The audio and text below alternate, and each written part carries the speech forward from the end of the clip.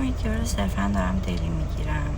حدود 1.5 ماه پیش پدر مادرم طی یه تصادفی آسیب میبینن و مقصر حادثه خانمی بودن که مسئولیت کارشون رو قبول نکردن و وقتی که ما ازشون درخواست کردیم برای مدارک جوابمون رو ندادن و حتی گوشی رو قطع کردن و مسئولیت کارشون رو قبول نکردن و من واقعا دلم شکست اونجایی که واقعا فهمیدم که انسانیت توی ما مرده. درسته دنیا خیلی سخت شده و همه مشکل داریم، ولی وقتی ما مقصر حادثه هستیم، مقصر یک مشکلی هستیم، باید مسئولیت کارش رو بپذیریم.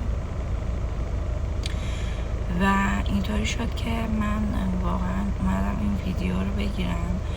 من به این نتیجه رسیدم که باید به خودم و احساساتم توجه کنم، باید به افرادی که میبینم توجه کنم، باید اونا رو زیر نظر بگیرم، حتی شده یه لبخند کوچیک بزنم، حتی شده اگه کسی کمکی خواست یه کمک کوچیکی بهش بکنم، خیلی ساده از کنارش نگذرم. واقعا به این فکر رسیدم که انسانیت خیلی وقته توی فرهنگ ما از بین رفته و مرده و چیزی نیست که ذاتی باشه، یه رفتار نیست، یه تعامل نیست، بلکه خودت باید به دستش بیاری. با مهربونی، با گوش شنوا بودن، با دست یه نیازمند رو گرفتن میتونی انسانیت رو به دست بیاری و توی مسیر زندگیت که سخته قرارش بدی و مسیرت خیلی برات باز میشه و خداوند انقدر کنارته که اصلا برات میشینه، خیلی قشنگ میشینه.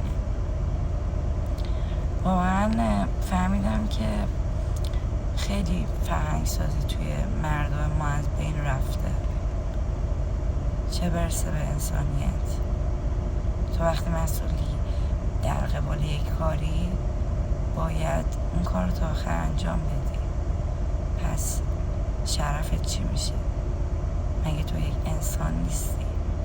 و مطمئنم که اون خانوم انسانیت رو هنوز یاد نگرفته، ولی من همیشه سعی میکنم به خودم، به اطرافیانم همیشه میگم که بیاین که این دنیا رو تو این کالبد یک بار زندگی میکنم، این دنیا رو قشنگ تر کنیم. امیدوارم که اون خانومم خداوند یه نگاهی بهش بکنه و زندگیش سرشار از عشق بشه، چون عشق و آرامش واقعا به انسان یک قدرتی میده که شاید یک ذره دست هم دیگر رو بگیرن، نه اینکه در مقابل هم قرار بگیرن.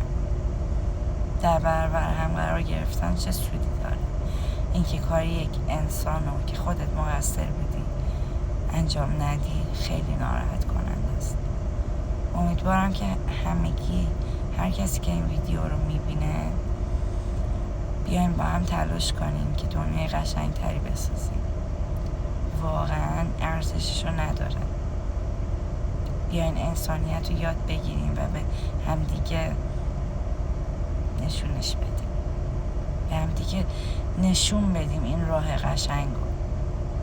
واقعا خیلی قشنگه این راه.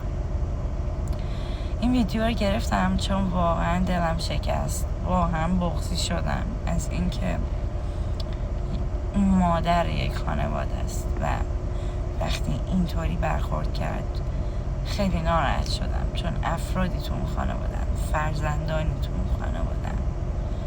امیدوارم که پروردگار بهشون نگاهی ویژه بکنه. این بود داستان این 1.5 ماه من.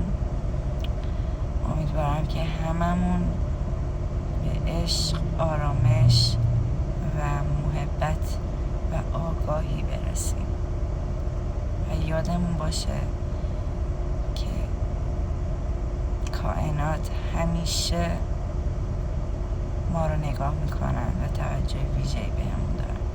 سپاسگزاری یادتون نره. خداحافظ.